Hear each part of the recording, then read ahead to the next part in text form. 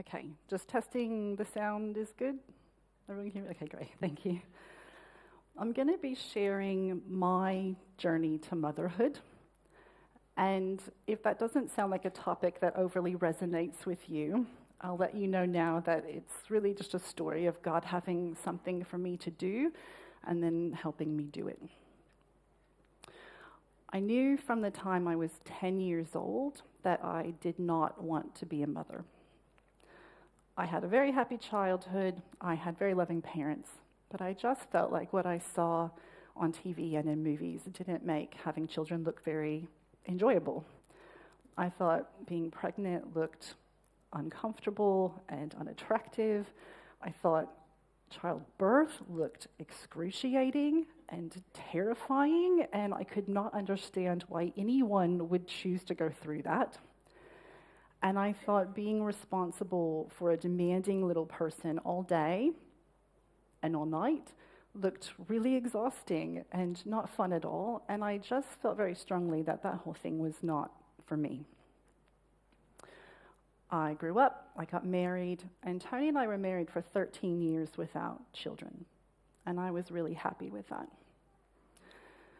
And then one day, I went to the doctor because I had become convinced that the nausea and exhaustion that I had been struggling with for weeks was not a virus. Something else was going on. And I don't know about you, but in the face of the unknown, sometimes my imagination runs away with me. And I started to think, do I have stomach cancer?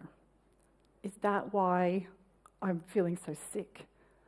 Am I dying? The doctor said, look, I know you've said that you're not pregnant, but I think we need to test for that just to make sure. Oh, fine. Do what you need to do. Just tell me what's wrong. The next day I was at work and I got a call from the doctor's office, and they wanted to see me that afternoon. Okay, they found something.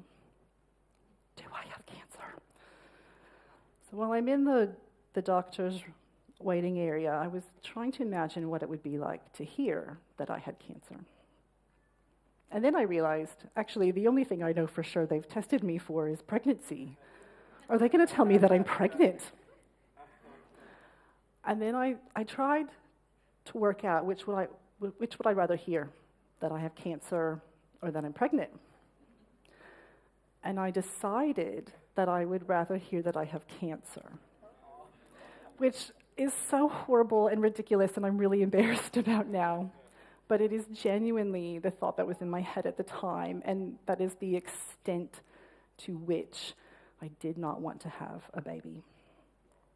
The doctor came out and called my name, and she was wearing a little smile that you wouldn't wear if you were going to tell someone they had cancer. And I'm having a baby. So that was very shocking, overwhelming news for me. And so I did the only thing I know to do in circumstances like that, which is to trust that God has a purpose and a plan in this, and therefore I am going to be okay, and just rest in that. And that worked, but then I started thinking and fearing, because childbirth, this excruciating, terrifying thing, is going to happen to me, and every day brings it a little bit closer. And I felt so afraid about that. And I would try to imagine going through it, and I would just feel so panicked. All I could think to do is just cry out to God for help. But he isn't going to help me, is he? He made childbirth hurt on purpose. It's part of the curse. It's a punishment for sin. And so when I need him the most, he is not going to help me. He is going to turn away, and I am being punished. And that became my thought process around this. And that was a really difficult time for me because that made God feel really far away. And I didn't know how I was going to do this without God. One morning, I had just stepped into the shower, and I know that's too much information, but that was the moment when God chose to speak to me. And he said, Rebecca, pain and suffering were always going to be consequences of sin. but I never wanted any of that for you. And remember that I have gone to great lengths to free you from the consequences of sin. I will always be with you. And I was so relieved to hear that, I cried.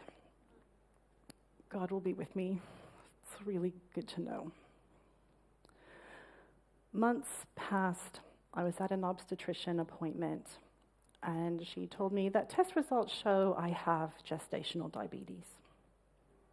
Had not seen that coming. What exactly does that mean? It means a special diet, but if that doesn't provide the desired results, it means pills. And if that doesn't work, it means insulin injections. So childbirth is my number one fear, followed closely behind by needles. And I walked out to my car, and I just knew I was going to end up on insulin. I desperately hoped I wouldn't, but I knew it's coming. And as the weeks went by, the diet's not working and the pills aren't working. And all too soon, I arrive at the day when I'm prescribed insulin and sent home with a box of needles. And I was sitting on the edge of my bed, trying to push this needle into my pregnant stomach. And I couldn't do it. I prayed for strength. I prayed for courage. I couldn't do it. And finally, I just cried out to God, and I said, I cannot do this. I need you to do it for me. And Jesus put his hand on mine and pushed the needle in. And as awful as having diabetes was, I would do it all again for the beauty of that moment. To know, not just hope and not just believe, but to know that when you are at the end of yourself and you are not enough for that situation, that God sees and he cares and he's there and he is enough and he can do in your situation what you can't do for yourself. That is a powerful thing. So over the next weeks, while I'm pushing needles into myself multiple times a day, with childbirth coming ever closer, I was very aware that I'm facing my two biggest fears at the same time. And while that was really difficult, it was quite liberating as well.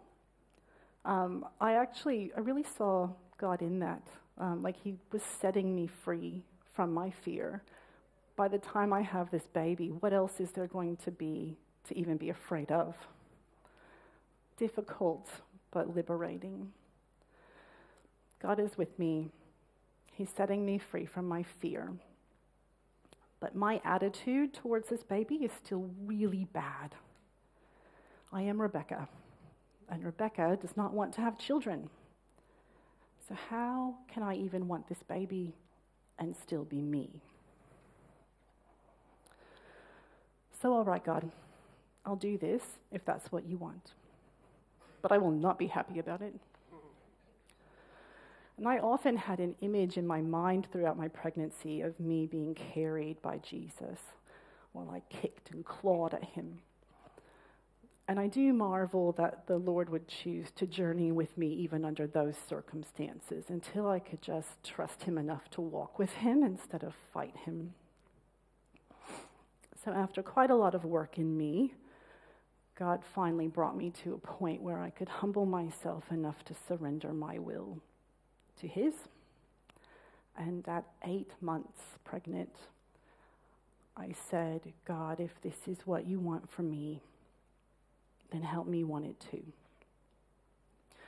If this is what you want for me, then help me find joy in it. And it wasn't long before I fell in love with my daughter. And I couldn't wait to meet her. God is with me. He's setting me free from my fear, and he's teaching me to walk with him instead of fight him. And now all that's left is to bring this child into the world.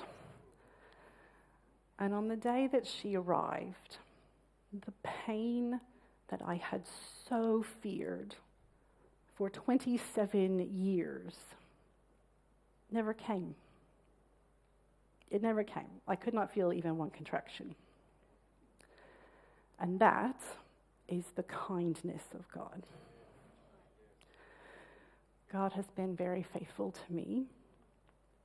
His care for me is great. And he cares for you too. And now I'm going to hand it over to Claire.